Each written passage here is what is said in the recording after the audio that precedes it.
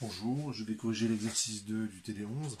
C'est un exercice, c'est une application directe du cours, hein. On vous donne un potentiel qui est de cette forme-là.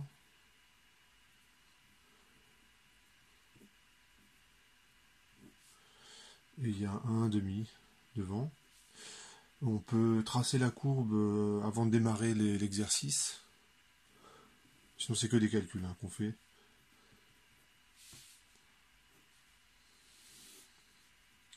Alors quand on voit une équation comme ça, en fait il faut tout de suite remarquer qu'il y a une somme de deux termes qui sont très faciles à tracer. Il y a ce terme-là en x carré. Donc ça va donner un truc comme ça. Et je considère que x positif, ça va faire un truc parabolique comme ça.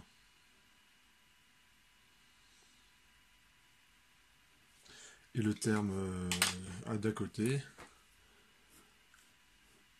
c'est pas un terme hyperbolique parce que c'est en 1 sur x carré, mais ça y ressemble. Donc on part de l'infini. Quand x est petit, ce terme est très grand et on tend vers 0. Donc ça ferait plutôt un terme comme ça. Et quand je fais la somme des deux, j'obtiens une cuvette de potentiel. Donc ça va faire un truc, je vais passer à peu près par là. Ça fera un truc à peu près comme ça.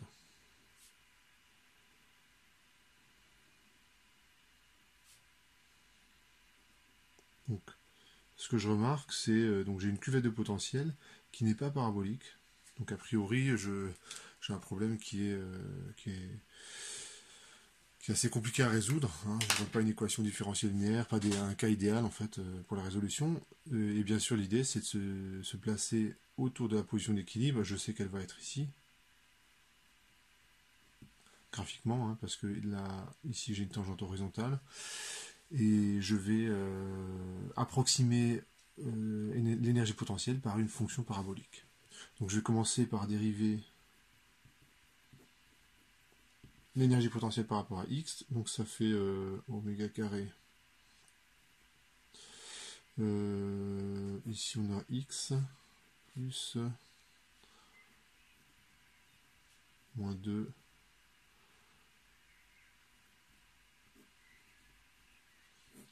ça fait ceci. Que je dise pas de bêtises. Ouais, c'est ça. Et ici, excusez-moi, ouais. Le 2, on peut le simplifier comme ceci, et ça fait sur x 3. Donc quand je dérive 1 sur x carré, donc c'est comme x exposant moins 2, donc il y a moins 2 qui sort, et l'exposant je le décrémente d'une unité, donc je passe de moins 2 à moins 3. Donc ça donne ça. Je dérive une seconde fois, donc je le fais tout de suite parce que je sais que j'en ai besoin. Je vous fais remarquer que dans cet exercice-là, dans ces exercices-là, la méthode, c'est on commence par dériver par les coordonnées d'espace.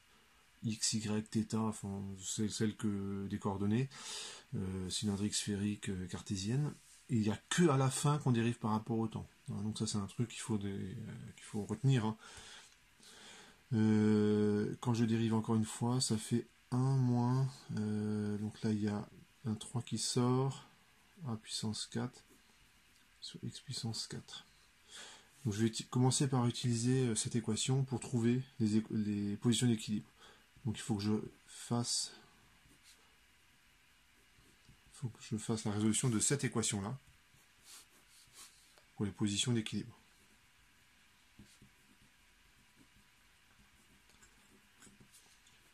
Et tout calcul fait, en fait, vous trouvez que x, ça vaut 1. Alors vous allez trouver aussi x égale à moins 1, mais dans l'énoncé, on vous dit on ne fait que le cas x positif. Donc x équilibre, ça vaut 1. Je calcule la dérivée seconde en x équilibre, donc en a. Alors ça donne quoi? Ça donne 4 oméga carré, c'est positif. Bon, c'est cohérent avec mon tracé. Donc la position d'équilibre est stable. Je fais une approximation, donc l'approximation parabolique. Alors je l'écris complètement.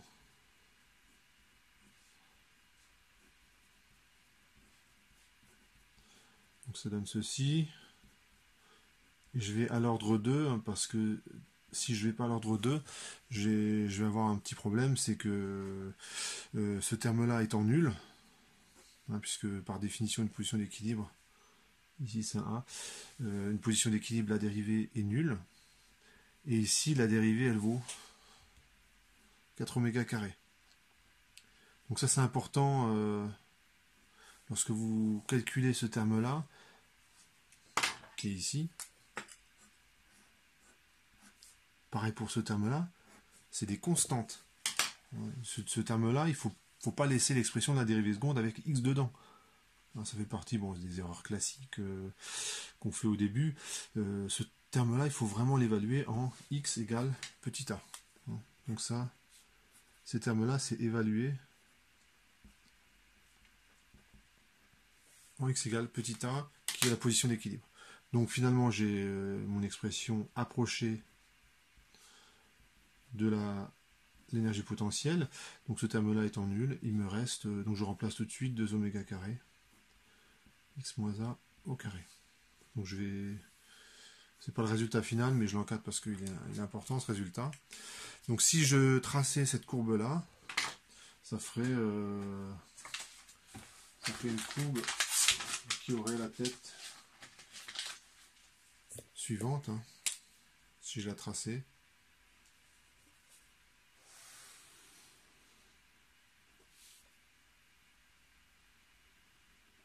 Ça fait un truc comme ça. Et je ne pourrais pas, j'aurais du mal à distinguer la parabole que je trace ici, que je suis en train de tracer, et la courbe de l'énergie potentielle qui est là. Quand je regarde ici, j'arrive pas à faire la différence, et j'arrive d'autant moins à faire la différence que je suis proche de la position d'équilibre. Et à partir de là, c'est très facile, hein, puisque en fait on reconnaît, on a l'équivalent du masse ressort. Hein.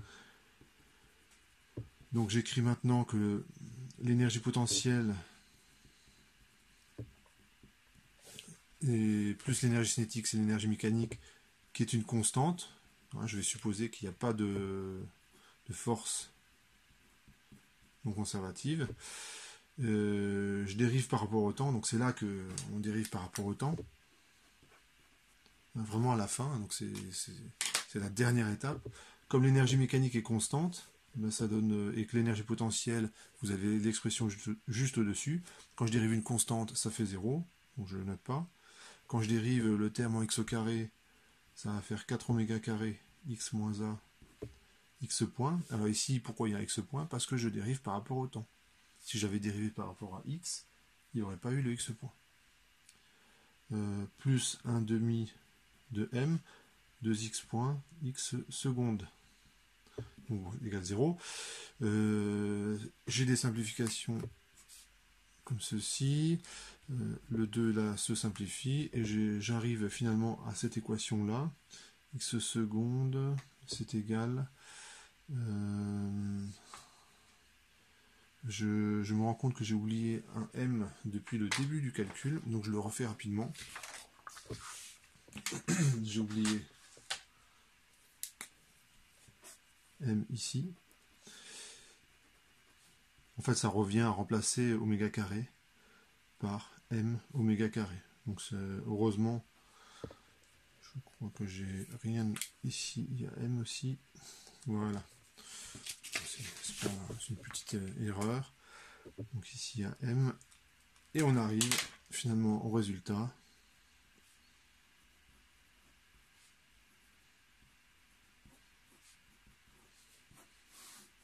Et quand vous écrivez ça, on reconnaît un oscillateur harmonique, l'équation différentielle d'un oscillateur harmonique de pulsation